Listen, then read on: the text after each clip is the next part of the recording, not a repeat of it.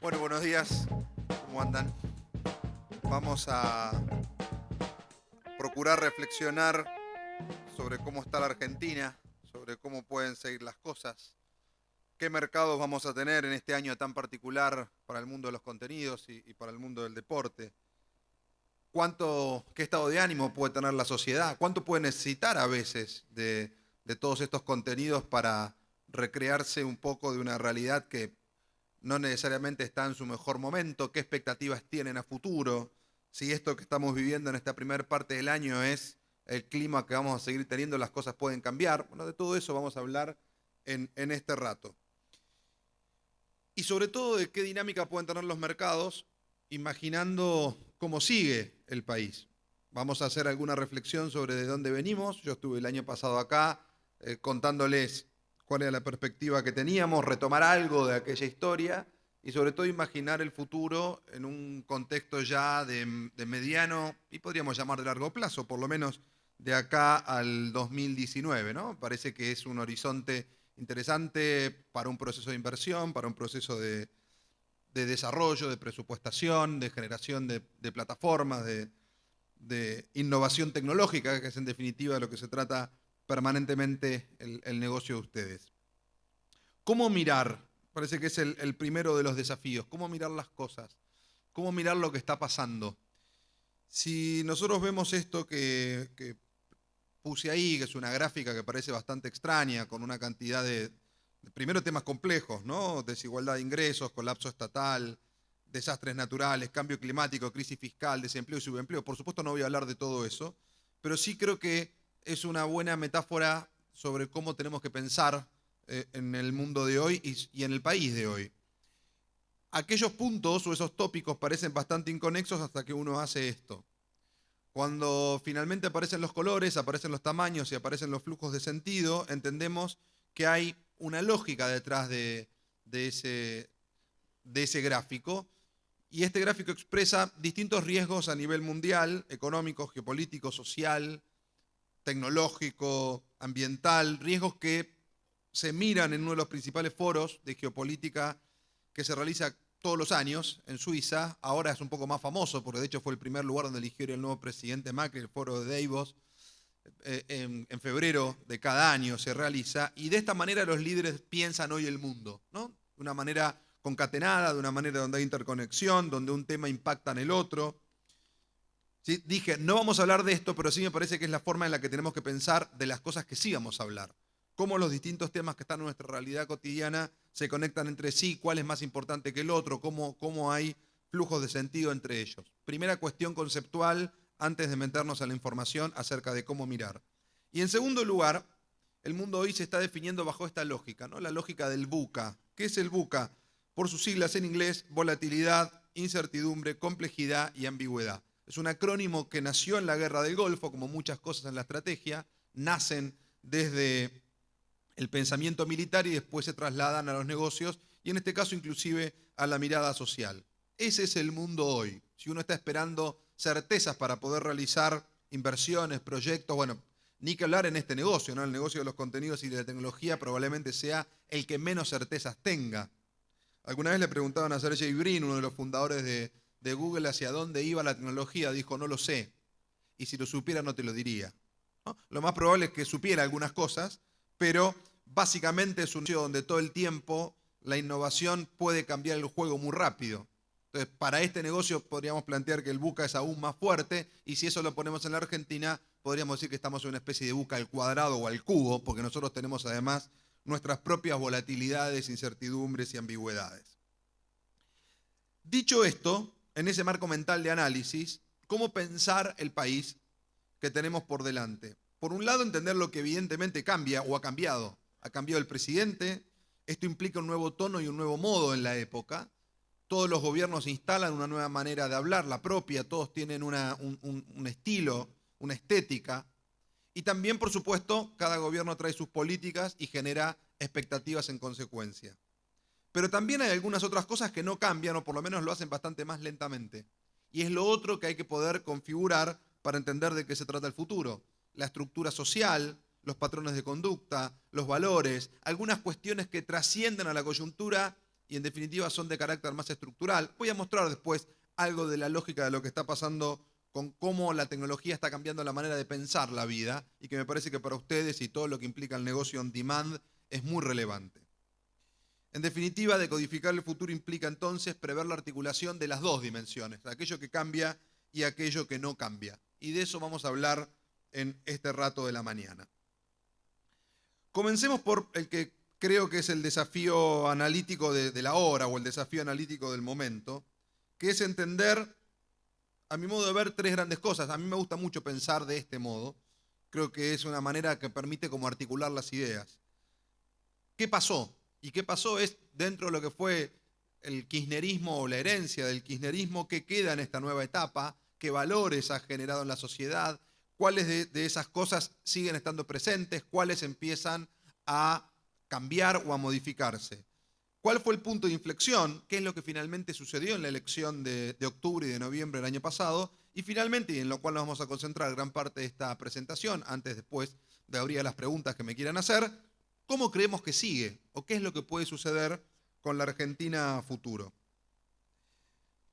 Para empezar, podríamos comenzar por aquello de carácter más estructural. Una herencia que yo diría que es parte de la configuración de la Argentina y que, aunque las cosas fueran muy bien, no cambia muy rápido.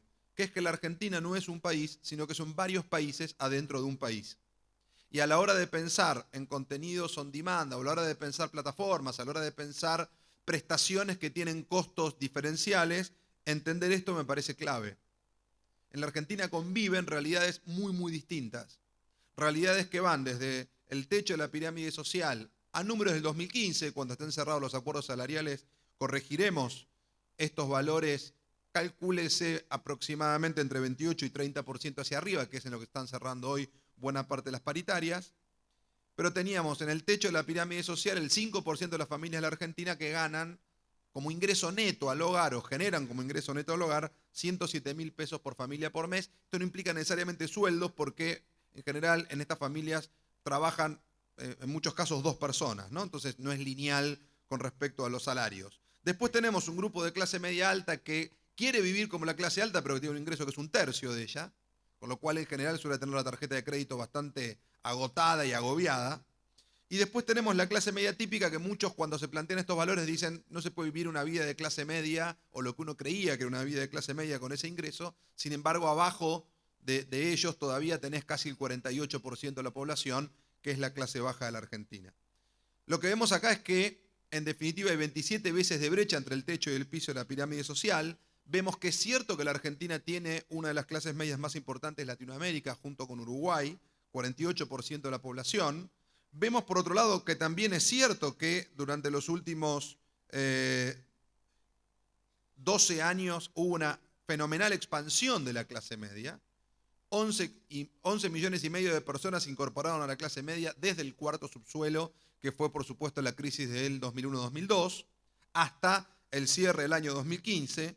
Del mismo modo, también es cierto que todavía el país tiene 48% de gente viviendo en condiciones complejas, lo que técnicamente se define aquí como de clase baja. Y ni siquiera estoy hablando de pobreza. Dentro de la clase baja hay muchísima gente que, por supuesto, está por encima de la línea de la pobreza, línea que hoy se debate si está entre 20 y 25 puntos de la población, algunos dicen un poco más, pero bueno, esto nos permite entender la configuración de la Argentina hoy y también pensar qué podemos proponer o qué podemos desarrollar como productos o como contenidos o como opciones o como promociones para cada uno de estos perfiles de público y de poder adquisitivo. Esto, por más que las cosas vayan muy bien, no cambia rápido. Y de hecho, condiciona las decisiones políticas que se pueden tomar. Jacques Attali, que es un gran pensador francés, asesor de gobiernos, dijo hace no mucho tiempo, en diciembre, a propósito de la ralentización de la economía china, que China empezaba a crecer un poco menos, él planteó algún cuidado en un país que venía teniendo una gran expansión de sus clases medias. Nada es más peligroso para cualquier régimen que arruinar a la clase media porque ella es la columna vertebral de todo orden social. Eso planteaba Attali y creo que esto de algún modo ha condicionado al gobierno actual y vamos a ver de qué manera han tomado nota en este sentido. Entonces, primer cuestión que me parece que no cambia rápido. aunque la economía a partir del año que viene empieza a mejorar fuerte, cosa que está dentro de las previsiones, mantendremos una estructura social que se ha fragmentado y está coagulada por lo menos hace 4 años. Y si nosotros miramos la historia de la Argentina tuvo una evolución muy fuerte de movilidad social, como podemos ver desde sus orígenes, hasta tener casi 80% de la población dentro de lo que se considera clase media en mediados de los años 70, y luego tuvo algo que generó un karma muy fuerte en nosotros, que es el temor a perderlo todo. Esta cuestión de país cíclico, donde en 2 sucesos muy complejos económicos de hiperinflación en el 85 y el 89, pasamos de casi 80 puntos de clase media a 24. La recuperación de la primera parte de los 90, la caída de la crisis de 2002, la recuperación fuerte hasta el 2011 y después el estancamiento desde el 2011 hasta el 2015. Esta estructura social ha quedado, como decía antes, coagulada en esos valores, aproximadamente mitad y mitad de la población. Esto para que entendamos dónde estamos parados, sobre qué mercado estamos operando en Argentina, y podemos prever que vamos a operar en los próximos por lo menos 2 o 3 años. Esto es de aquellas cosas que no cambian, o por lo menos lo hacen más lentamente, ¿no? Que cambian con otras velocidades. Entendamos además en esa estructura qué ha pasado, qué ha quedado como herencia en la importancia estratégica que tiene el consumo para los argentinos. Miren, yo suelo hacer esta analogía que me parece relevante para entender el peso específico que tiene el consumo para esta sociedad. Cuando asume Menem, encuentra el país prendido fuego, básicamente por la hiperinflación, y cree que corrigiendo ese problema corrige todo. Corrige la hiperinflación y después termina pagando el costo de un fuerte desempleo. Cuando asume Kirchner, las condiciones son exactamente inversas. Asume un país con un hiperdesempleo y cree que corrigiendo ese problema corrige todo y termina pagando el costo de la alta inflación. 2 modelos tan antagónicos, sin embargo, encontraron una misma respuesta al problema, que era país prendido a fuego y alta conflictividad social. La mejor manera de solucionar eso era poner la gente en el shopping y en el supermercado para sacarla de la calle y de la protesta. Si eso es así, si 2 modelos tan antagónicos tuvieron un punto tan fuerte en común, en realidad eso no habla del modelo, sino que habla de nosotros. Lo que eso dice es que el consumo para los argentinos no es ya necesariamente un tema de la microeconomía, de los mercados y de las empresas, sino que es un tema social y por ende es un tema que tiene un fuerte componente político, es decir, que toca la realidad de la política. De hecho, esto es hoy el debate central que tiene la política, que es la ley antidespidos que está planteando la oposición en el Congreso, porque claramente tiene que ver con lo que está pasando con el poder adquisitivo y con lo que está pasando con el consumo. Ahí vemos la confluencia en esas dimensiones. De hecho, uno de los principales sociólogos hoy del mundo, Zygmunt Bauman, dice que ya no vivimos en una sociedad de productores, como generó el iluminismo a partir del siglo XVIII, sino que vivimos en una sociedad de consumidores, donde aquel pienso luego existo se transformó en el compro luego existo. El consumo es lo que nos define y lo que termina organizando a la sociedad, la que interpela en qué lugar de la configuración social estás. Alguien que sabe bastante de consumo y de deseo, Edward Rasek, el CEO de Victoria's Secret, cuando estuvo en la Argentina, fue entrevistado por una mujer y él le dijo: estoy seguro de que si voy a tu guardarropas encuentro suficiente ropa que te duraría el resto de tu vida. Igual, en algún momento esta semana te vas a ir a comprar más ropa, ¿no? Ese es el magnetismo de lo nuevo. En ese negocio yo quiero estar. Yo quiero estar en el negocio del deseo y no en el negocio de la necesidad, planteaba Rasek. Todos sabemos que el consumo se organiza bajo 2 grandes dimensiones. Por un lado, la emocional, o el color rojo, la que toca el hemisferio derecho del cerebro, emociones, sensaciones. Recién veíamos los espectaculares videos de ESPN y aquella música de carrozas de fuego, y costaba no emocionarse, ¿no? ¿Cuánto los contenidos pueden provocar desde este lugar? Ni que hablar cuando se trata de deportes o de cine o de cuestión de la música, ¿no? Que son aquellos vectores que tocan la emoción de las personas. Y por supuesto después está el consumo más básico de lo racional o de la necesidad. Bueno, ustedes están en un negocio que tiene mucho más que ver con el rojo que con el azul. Por supuesto siempre hay una primera necesidad, que es estar conectado, pero a partir de ahí empieza a fluir el deseo. Y por eso hay ESPN 1, 2, 3, 4 y un día habrá 10. Y lo mismo con el resto de las plataformas, ¿no? ¿Cuánto somos capaces de generar y cuánto somos capaces de consumir en esta sociedad de consumidores, que además tiende a un fenómeno que ha sido modificado a partir de la tecnología, que es el deseo. Porque uno puede desear lo que conoce, pero es muy difícil desear lo que desconoce. ¿Cómo hacemos? Tenemos que tener muchísima imaginación. Veía el otro día la entrevista a un futbolista, al Pipe Higuaín, el padre del Pipita, y él le preguntaban justamente en una entrevista de ESPN cómo había cambiado su realidad, y él con respecto al fútbol, con respecto a cuando él era futbolista, y él decía, en esa época te vendían al exterior mucho más tarde, para que alguien te viera tenías que llevar un video en VHS o en Palene, era muy difícil que eso sucediera. Bueno, hoy todos ven todo el tiempo. Y eso le pasa también a la gente. Entonces, lo que ha provocado la irrupción tan fuerte de la tecnología y de la comunicación es un cambio cultural y social muy trascendente, que es que se han homogeneizado los deseos. Hoy todos quieren ver todo, hoy todos quieren todo. Ahí el negocio de ustedes tiene un potencial enorme, ¿no? A partir, además, de la explosión de los devices que permiten esa personalización de los contenidos. La Argentina tiene hoy un parque, si no me equivoco, creo que de cerca del 50% son smartphones. Todos sabemos que hay un plan del gobierno por modificar prácticamente, hay un plan canje que se está preparando y se está por lanzar en breve para tratar de llegar al 2019 con un parque de que el 90% sean smartphones.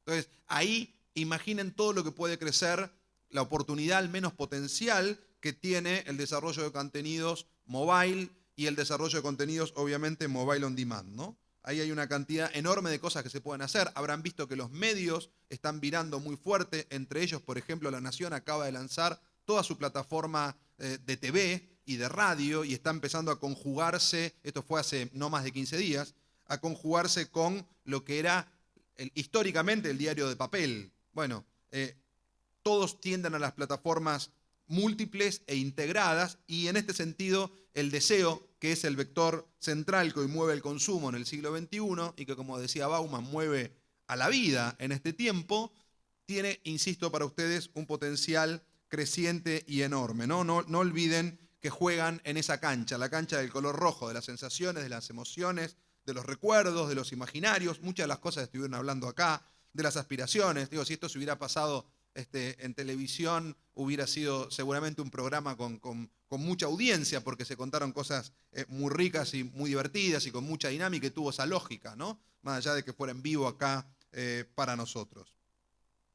En ese contexto, ¿qué ha pasado con el consumo? Bueno, venimos de una situación de fuerte expansión del consumo entre el 2002 y el 2015. Entre ellas, uno de los sectores que les permite después que el negocio de ustedes funcione bien, que es toda la expansión en electrodomésticos y en tecnología, el cambio de aquel viejo televisor de tubo al LCD y después, o primero al plasma, después al LCD, hoy al Smart TV y todo lo que eso implica. Las ventas de esos productos crecieron en unidades 700%, hay que ir a China para encontrar números como estos, entre el 2002 y el 2015 en Argentina. El parque disponible para poder consumir contenidos en la Argentina ha crecido de manera exponencial en los últimos 10 o 12 años. Después otros sectores de la economía que expandieron muy fuerte, la construcción y por supuesto los más masivos con expansiones menores, pero que para esos mercados son también de enorme impacto, 70% por ejemplo en la venta de alimentos. Básicamente eso tuvo que ver con dos cosas, con una fuerte expansión de la economía, como pueden ver ahí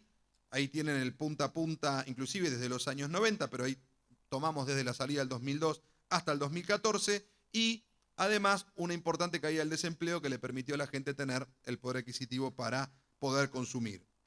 Ahora, eso no fue gratis, eso tuvo un costo. Esa expansión del consumo, yo decía, Kirchner toma la decisión de poner a la gente en el shopping y en el supermercado para sacarla del conflicto y de esa manera logra generar gobernabilidad. A la larga terminó pagando un costo muy alto que yo creo que le termina costando, entre otras cosas, la elección, que fue la inflación, ¿no? Y esto también generó patrones de conducta que no cambian tan rápido, de los cuales vamos a hablar en un minuto. Ahí tienen los indicadores de inflación reales de cada uno de los años, desde el 2002 hasta el 2015, y ahí tienen los acumulados. Entre 2007 y 2015 es casi 700%, desde la salida de la crisis del 2002, 1.300% de inflación acumulada.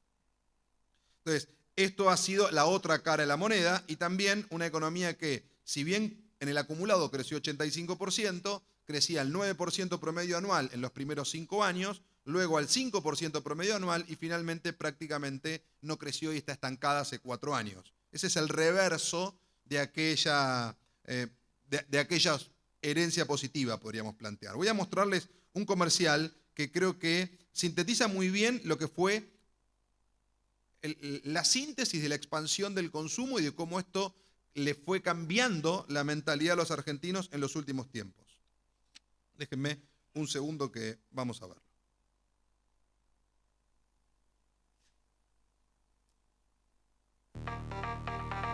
Yeah. Yeah. Whoa. Euro. It's like every time. Shine right through with a bolt of blue. That I'm living a life that I can't leave behind. So there's no sense in telling me the wisdom of a fool won't set you free, but that's the way it goes, and when nobody knows, it's like every day my confusion grows and grows. ¿Qué nos pasó, men? Todo es una marca en nuestra vida.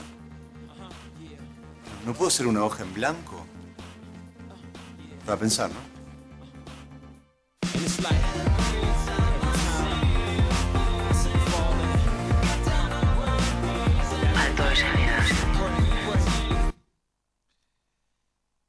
Este creo que es un comercial que sintetiza muy bien la era, que de algún modo define qué implica esta era del deseo, ¿no? Esta era donde obviamente las marcas importan, mucho más en una sociedad que no solo tiene 48% de la población de clase media, sino donde además 80% cree ser de clase media. Es decir, hay mucha más gente que cree ser de clase media que lo que efectivamente lo es.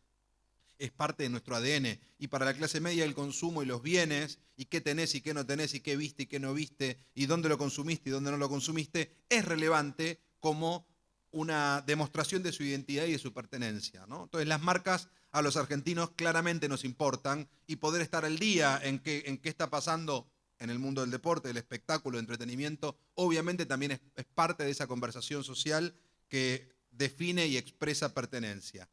¿Qué quedó de aquella herencia de fuerte expansión del consumo con fuerte expansión de la inflación? Básicamente un consumidor que te dice hoy pagar menos es lo más. Un consumidor sumamente orientado a ver de qué manera le saca a ustedes alguna promo, alguna cuota, algún combo, algún pack, algún algo que le permita decir, tengo esto pero lo compré de esta manera. No importa hoy qué compres, pagar full price no es muy inteligente. Así te compres un auto de lujo o te compres no sé, una camisa en la esquina. Y el segundo tópico que aparece muy fuerte, ya no elijo el comercio, esto muy orientado al mundo de los shopping, pero creo que ayuda también a entender, sino que el comercio lo elige mi tarjeta, digamos, es la que me lleva y la que me define, en definitiva, la que expresa esta conducta de cómo estamos comprando hoy. Y después dos musculosos que quedaron después de tantos años de quiero consumir, pero me suben los precios porque hay inflación. Un musculoso es justamente la inflación y el otro musculoso es el consumo, porque no afloja. En ese sentido la gente sigue teniendo ganas de consumir y aparece otro componente que es la idea de ahora todos somos cuoteros, ¿no? Que esto es algo que venimos registrando mucho en todas nuestras investigaciones. Lo pagamos en cuota y después vemos alguien pagará las últimas 2 o 3, en general no nosotros porque se las va de algún modo resolviendo la inflación. Entonces, conductas que se han heredado y que yo creo que por lo menos mientras tengamos alta inflación son parte de una herencia que se va a mantener.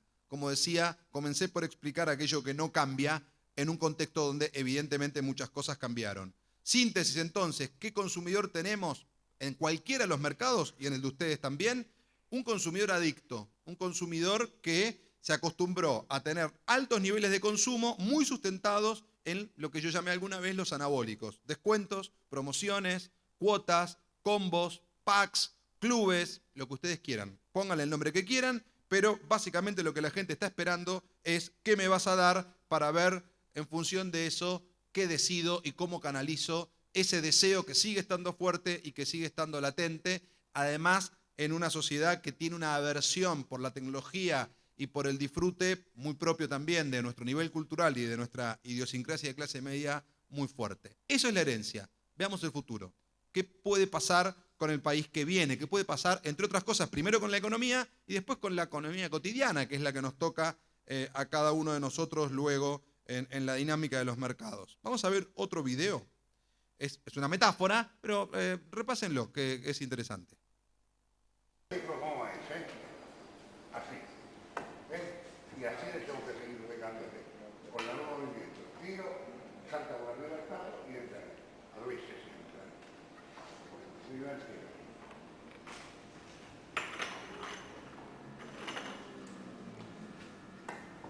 Eso, despacio. Con la bola siempre en movimiento. Siempre en movimiento. Hasta que aquí tiro el campo y gané.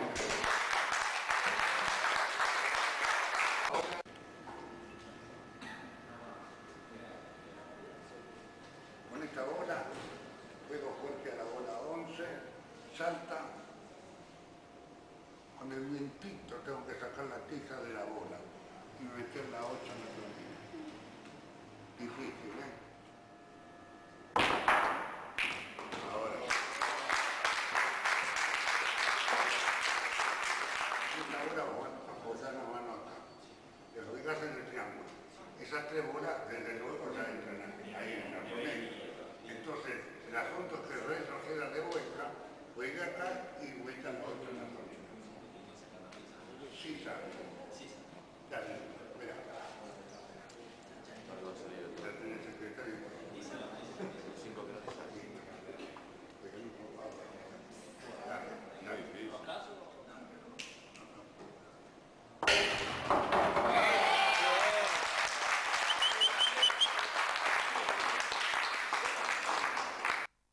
¿Saben qué es esto? El plan económico de Prat Gay. En serio, Prat Gay admira mucho a Quique Navarra, que es este gran billarista que veían ahí. Y él hizo un plan, y el plan está construido bajo esa lógica, que es si sale, ¿no? En ese plan, claramente hasta ahora a Alfonso le han salido dos jugadas muy buenas. ¿Por qué él construye el plan bajo esa lógica? Recordemos, no se podía salir del cepo en 3 días. Y él dijo, la gente tiene mucho más dólares abajo del colchón de lo que nosotros creemos. Si nosotros generamos confianza y logramos que la gente saque los dólares del colchón y entre en el sistema, eso es más o menos parecido a que si yo le tiro acá con el vientito, la tiza toca la 3, entra la 8 en la tronera, difícil, ¿eh? Bueno, a veces sale, que era un poco lo que dice Quique Navarra. Bueno, este es el plan de Alfonso, sí sale. Reducir progresivamente el déficit fiscal de 7 puntos que decían que estaban en el PBI, el oficial era 5,8, a llevarlo a casi déficit cero, pero recién en 4 años. Lo acabo de confirmar ayer, si alguno vio la entrevista de Marcos Peña en Intratables con Del Moro. También lo que planteó Alfonso es que la inflación va a bajar, pero de a poco, no va a bajar de un día para el otro. De hecho, continúa planteando 25% para este año. Algunos dicen eso ya le ha quedado un poco corto, probablemente sea un poco más, después vamos a ver los números.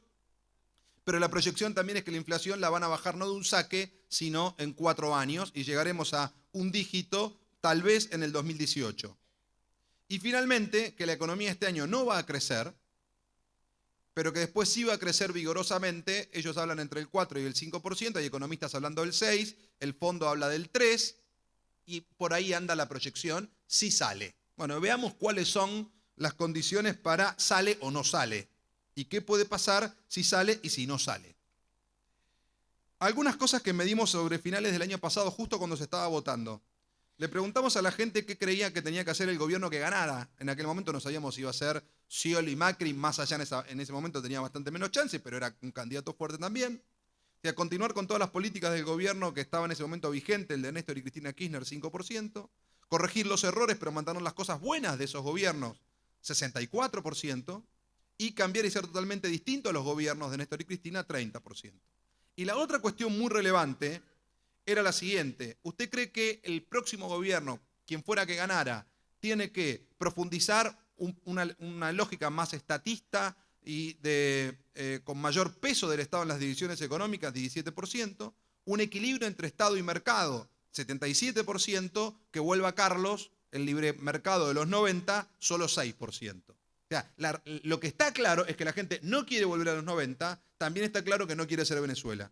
Y en el medio va viendo por dónde, qué es lo que se puede construir. Y por ahí anda caminando el gobierno. Y esto es lo que le ha permitido ganar la elección, pero también lo que lo condiciona permanentemente en la toma de decisiones. Y tienen muy claro esto, por eso han definido la lógica del gradualismo, aunque hoy parezca claramente, hasta estos 4 meses, mucho más shock que gradualismo. Lo acaba de confirmar el jefe de gabinete ayer, sin embargo, trataremos de ver ahora los números. Vamos a hacer una hipótesis para este año, y antes de la hipótesis, 2 ideas de pensadores de números que me gustaron mucho. Uno de los padres de la estadística del siglo XX, George Box, que dijo, todos los modelos están mal. Yo siempre creí esto, que los modelos obviamente tienen error. ¿Por qué? Pues son pensados por personas, tienen subjetividades. Los presupuestos tienen error. El que hagamos hoy seguramente no va a ser perfecto, pero algunos modelos son útiles. O sea, necesitamos tener una construcción de qué puede suceder en el futuro, aunque después tengamos que corregirla. Necesitamos tener una mirada para adelante para poder, obviamente, orientar nuestro negocio. Y un economista que encontré en el mismo libro de econometría que estaba repasando dijo, en esta era de la intoxicación de información, todo buen paper empírico debiera poder resumirse en un solo número. Un gran esfuerzo. Bueno, yo no traje un número, pero traje 2. Nosotros venimos analizando ya desde hace un año, desde antes de la elección, con esta lógica, el contexto, hemos cambiado los números según fueran las circunstancias porque se iba ajustando el escenario, pero esto lo venimos manteniendo ya hace bastante tiempo. Creemos que la probabilidad es mucho más que continúe el gradualismo, sobre todo después de que salió la segunda de las jugadas muy complejas, que era la de la salida de los holdouts, antes que venga una instancia de fuerte shock. Si a algunos les parece estos primeros 4 meses que fueron un shock, les cuento que había algunas políticas o algunos planes de shock muchísimo más duros que lo que estamos viendo hasta ahora. Eso para que también tengamos en cuenta de qué se trataría el verdadero shock, ¿no? Aunque en este arranque del año las cosas parecieran que tienen más rojo que verde.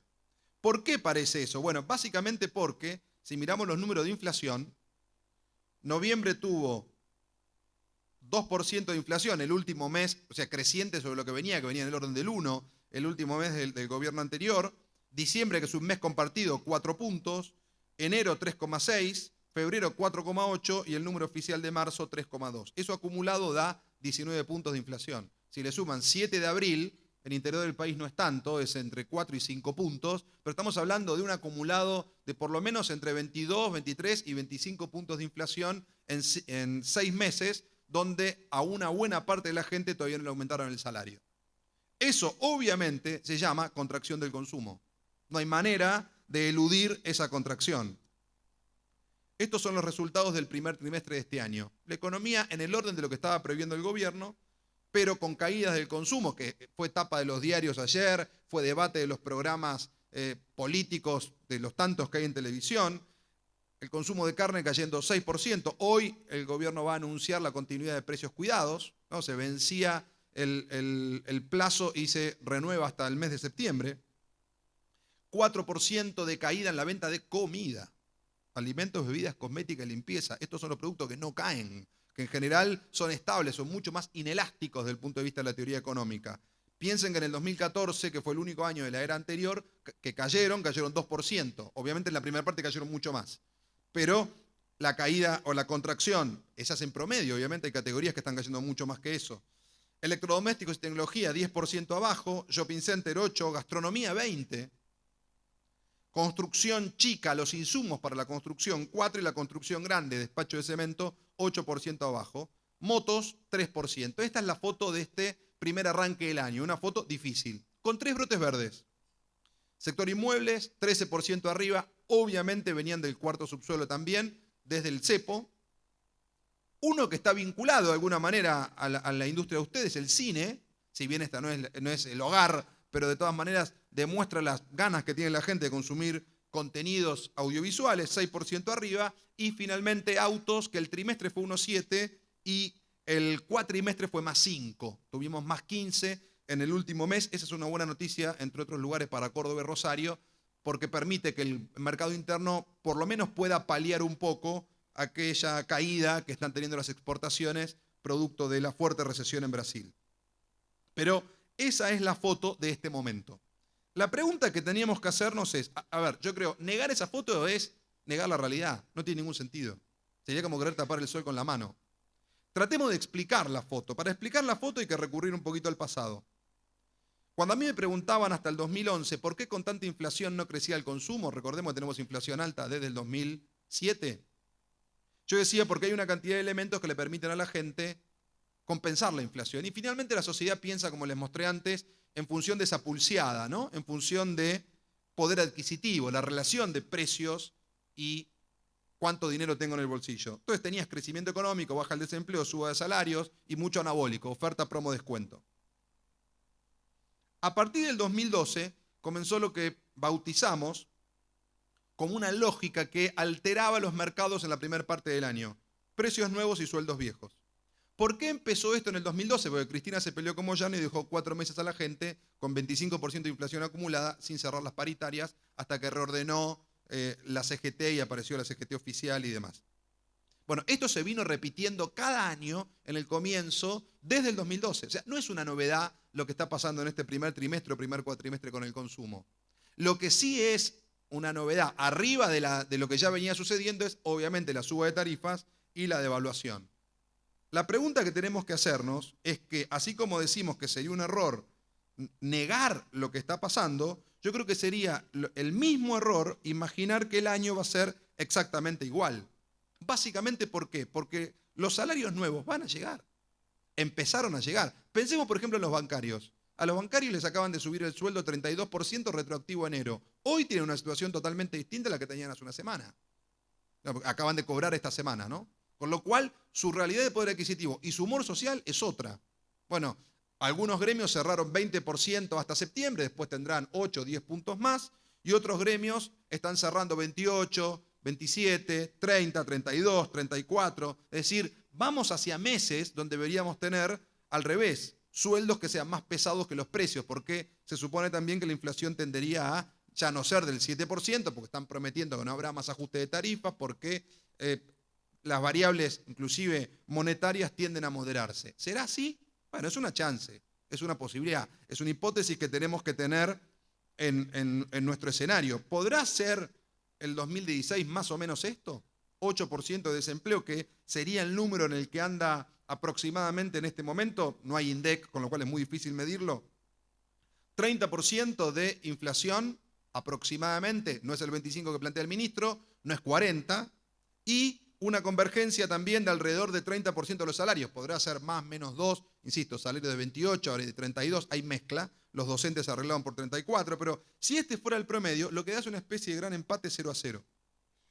Y esa es nuestra hipótesis de máxima para este año, digamos. Sería la hipótesis, si quieren, optimista. Una hipótesis que el 2016, tomando la metáfora del deporte y futbolera, fuera un partido en la altura. 0-0 es negocio. Sobre todo si después le crees al gobierno y al ministro que vendrá una instancia de fuerte crecimiento. Hoy 0-0, les aseguro, lo firman los gremios, las empresas, la gente y, por supuesto, el gobierno. ¿Qué sería ese gran 0-0 conceptual? Bueno, sería que aproximadamente, terminemos el año con una economía ahí muy moderada, medio punto arriba, medio punto abajo puede ser, autos vendiendo más o menos 5% en un rango, por ahora estamos midiendo rangos. Cuando yo planteé esto en febrero me decían que estaba totalmente loco. Los autos en enero habían caído 15%. Bueno, en el primer cuatrimestre ya están más 5%. Es decir, hay esa variabilidad en el rango, depende de cómo se acomoden las variables. La industria automotriz está tratando de colocar en el mercado interno lo que no puede exportar, con lo cual está con buenas promociones, no han subido tanto los precios, hay más flujo de stock de autos que los que había el año pasado. Entonces, esto ha permitido que la gente pueda comprar los autos. Motos en el rango de más menos 3, electro en el rango de más menos 5, lo mismo shopping o indumentaria, y comida en el rango de más menos 1 o 0, por ahí. Esta hipótesis no es caprichosa, tiene un trabajo detrás, o tiene una idea detrás, que es, imagínense que lo que tomamos en alimentos, vamos a poner el que podemos medir con más frecuencia, que cayó 4% en el primer trimestre, en el segundo caiga 2,5%, luego empieza a recuperar levemente y finalmente crezca 2%. O sea, todas mejoran hacia la segunda parte del año. Bueno, eso da menos 1. Tomando la hipótesis moderada, 0, 2 y 3 en lo que falta, da 0 el promedio. y tomando la hipótesis optimista empezamos a crecer ya en el segundo trimestre, que está difícil, eso da +1. Entonces, con distintas sensaciones en los trimestres, finalmente el ancho de banda para el número que ustedes tienen que pensar hoy no es tan grande. Estamos hablando de rangos donde el consumo claramente no va a ser una fiesta, tampoco nosotros estamos imaginando una catástrofe. Estamos imaginando un año, insisto con esta idea, partido en la altura, 0 a 0 es negocio, en la lógica del gradualismo, ¿no? En la lógica de, básicamente, el gobierno mantiene esa línea y no va al shock. Escuchemos qué decía hace no mucho tiempo, en este sentido, Marcos Peña, el jefe de gabinete. Y yo quería preguntar algunas cosas específicas. ¿El gradualismo está ratificado como metodología para salir de esta crisis? ¿Por qué lo pregunto? Me decía un economista el otro día, el gradualismo económico, después lo podemos profundizar con Willy, el gradualismo económico tiene el defecto, en la historia de la Argentina, que es una especie de sistema que provoca multiinsulto. Te insultan los que se ven afectados con un ajuste parcial, de hecho estaban los carteles de los despidos en el Estado, los tarifazos en la luz, es decir, todos aquellos sectores que han sido claramente tocados. Y también te insultan los sectores económicos que todavía no ven el beneficio directo de ese gradualismo. Y el gobierno, muchos gobiernos naufragaron en otros gradualismos pasados. ¿Por qué creen ustedes que esta vez le va a ir bien? Primero porque no hay una opción sustentable política y socialmente a este camino. El camino del gradualismo implica, más allá de las percepciones subjetivas que en las que coincido, que uno a veces siente que aprieta el zapato en distintas partes, cualquier opción más fuerte de ajuste implicaría sí un costo social inmenso, que no estamos dispuestos a recorrer porque aparte no creemos que sea necesario. Bueno, en ese sentido yo coincido plenamente con el jefe de gabinete. Creo que una Argentina con la fragmentación social que mostré sería de un nivel de conflictividad probablemente inmanejable si fuera una política de shock mucho más dura. Entonces creo que cuando él dice no es viable ni social ni políticamente, lo que está planteando es eso. No es fácil gobernar. Hace poco el ministro Pratgay, cuando hay muchos economistas que le están pidiendo que sea más ortodoxo y que ajuste todo más rápido, le dijo, muchachos, les recuerdo que estamos gobernando, no escribiendo un paper, ¿no? Hay algunos condicionantes. ¿Dónde está parada la sociedad? En marzo, medición de marzo de Poliarquía. Primero, la sociedad la tiene clara, ¿eh? Solo 20% cree que la situación económica actual es positiva. O sea, 1 de cada 5 dice, che, las cosas van bien. 50% dice, y van más o menos. Y 30% dice, las cosas van mal. Lo tengo súper claro. O sea, si uno quiere sumar, 80% de la gente dice, ¿cómo van las cosas? Entre mal y regular. Ajá. Sin embargo, 70% aprobaba en marzo la gestión del presidente. Eso ha bajado algo en abril con el salto inflacionario. Están cerca de 60 puntos, todavía alto, pero obviamente le ha costado al gobierno esta contracción y este nivel de inflación. Y 64% es optimista con la situación del país en los próximos 12 meses. Entonces, hay una combinación muy rara en este momento en la Argentina, que básicamente es, continuamos teniendo esperanza y optimismo, sin embargo, somos conscientes que otra vez, la plata no alcanza. Ese es el combo extraño de este momento de la Argentina. O sea, no se ha perdido la esperanza y la idea y las ganas, sobre todo, de que las cosas salgan bien. Digo, más allá de que te guste más o menos Macri, que salgan bien porque somos nosotros, después vendrá otro, vendrá el que me gusta, es otra historia. Pero las cosas no van bien. Es esta metáfora del puente que ha planteado el gobierno y que ha planteado el presidente de la Nación. Necesitamos un puente para llegar a un país mejor. El planteo es que el puente no les quede largo. O sea, hay un tema de timing acá clave. ¿Cuál es la lógica del timing? Sinteticemos dónde está parado el gobierno en este sentido. Digamos, ¿qué es lo que está pasando en términos de la estructuración de todo lo que vimos hasta acá? Para ya ir concluyendo con un par de cosas de largo plazo que me gustaría comentarles antes de cerrar. El gobierno encuentra la macro mal. Una macro que tenía cepo, default, desconfianza, fuerte desconfianza externa, déficit fiscal y déficit comercial. Un país que gastaba mucho más que lo que ingresaba y que importaba mucho más que lo que exportaba. Sus cuentas estaban complicadas. Sin embargo, la percepción de la gente es que la micro iba bien. el empleo estaba estable, los precios estaban contenidos, cuidados o controlados, había muchos subsidios, sobre todo en Buenos Aires, y había un consumo estable en un nivel alto. Hacía 4 años que no crecía, pero en un nivel alto. Cuando el gobierno empieza a poner la macro mejor, básicamente, ¿qué es poner la macro mejor? Algunas jugadas salieron. La salida del cepo, el acuerdo con los holdouts, la visión externa. Miren la CNN, vean, lean el Wall Street Journal, Financial Times, cualquiera de los diarios del New York Times. El cambio de perspectiva con respecto a la Argentina ha sido muy fuerte, que vino Obama, vino Hollande, vino Renzi, funcionarios claves de la Comunidad Económica Europea. Macri va a ver a Merkel ahora en breve. Están esperando las inversiones, se supone que irán llegando. El ministro Cabrera dice que hay 20.000 millones de inversiones latentes. Sin embargo, la micro se le puso fuertemente peor.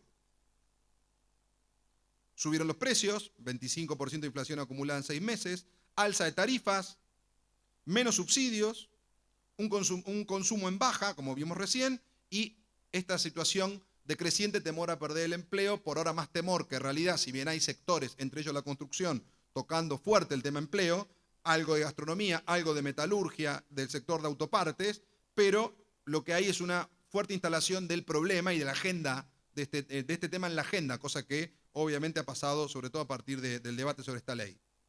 La pregunta del millón hoy, para ver cómo sigue la película de corto plazo, es ¿cuándo el gobierno logra alinear mejor? Que sería empezar a llegar al final del puente. ¿Segundo semestre del 2016? Esta es la promesa. Hay programa de televisión con un countdown de cuánto falta para el 1 de julio, ¿no? Que es el segundo semestre. Último trimestre, probable. Primer trimestre del 2017, yo diría deadline. Si ahí no sucede, será otro el análisis.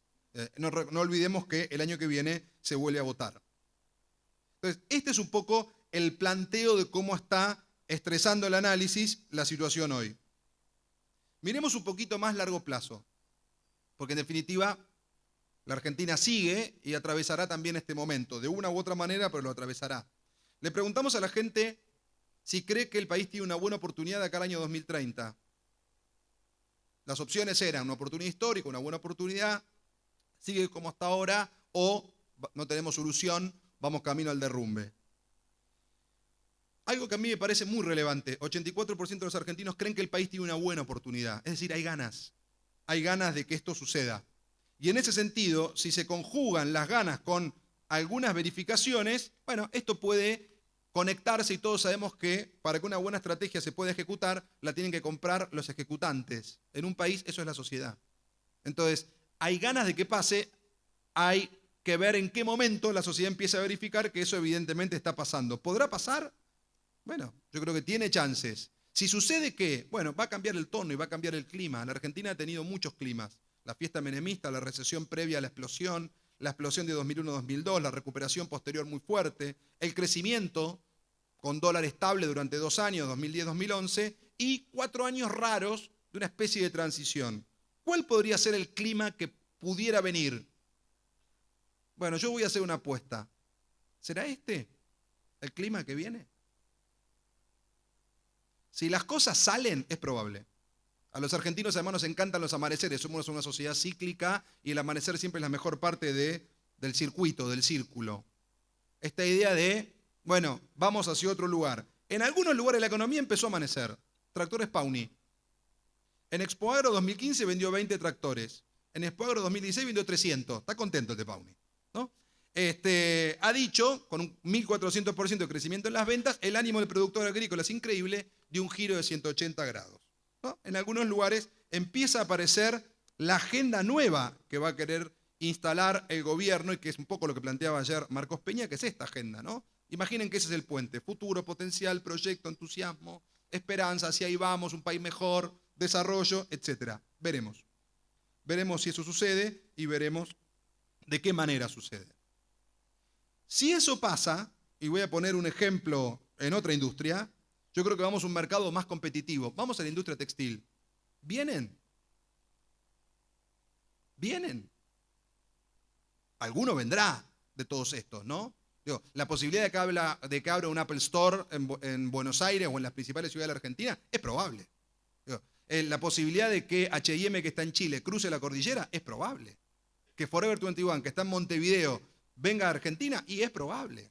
Entonces, ¿qué es lo que quiero señalar con esto? Creo que si eso pasa, también vamos a un contexto competitivo más fuerte y un contexto competitivo donde todo va a ir en upgrade, donde vamos a tener que plantear de qué modo renovamos también nuestra propuesta comercial, y ustedes vienen trabajando profundamente en eso. Síntesis entonces, ¿qué espera la gente hoy de ustedes? Primero que nada, en este contexto, ayuda para navegar el caos del mundo VUCA y cruzar el puente. Y eso implica, entendeme, eso implica, decime en qué me sos útil, en este momento dame claramente y explícamelo de una forma muy contundente, alguna promo, un beneficio, un descuento, un pack, un combo, un tiempo, un algo.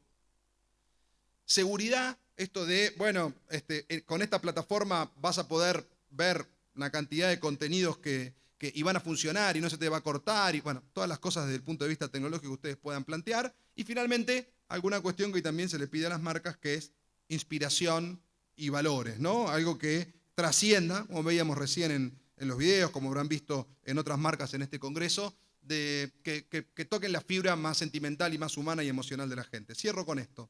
Toda percepción implica una búsqueda de significado, dice Ronald Shakespeare, un gran diseñador argentino. Toda búsqueda de significado requiere un proceso de ordenamiento, y todo proceso de ordenamiento requiere múltiples hipótesis de diseño. Él es diseñador. La percepción es una tarea ordenadora, todos tratan de entender, y eso en definitiva no es otra cosa que interpretar signos e inventar conexiones. Y esa no es una tarea fácil. Bueno, eso fue lo que tratamos de hacer en este rato, construir sentido, tratar de ver de todas las variables que están ahí sueltas, como mostraba en ese mapa de Davos, cómo se conectan y cómo nos pueden orientar para tomar buenas decisiones en el negocio en este año y en lo que puede seguir. Frente al caos inexplicable, decía Shakespeare, o frente al mundo VUCA, los bebés lloran, los niños se pierden, los adolescentes se angustian, los adultos se desperdician, los presuntuosos se equivocan, los humildes preguntan, los religiosos creen, los científicos analizan y los diseñadores actúan.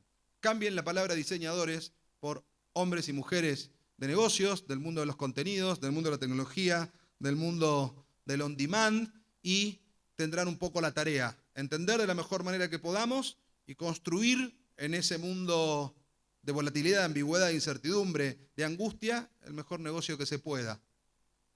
Última reflexión, ojalá salga por el bien de todos. Muchas gracias.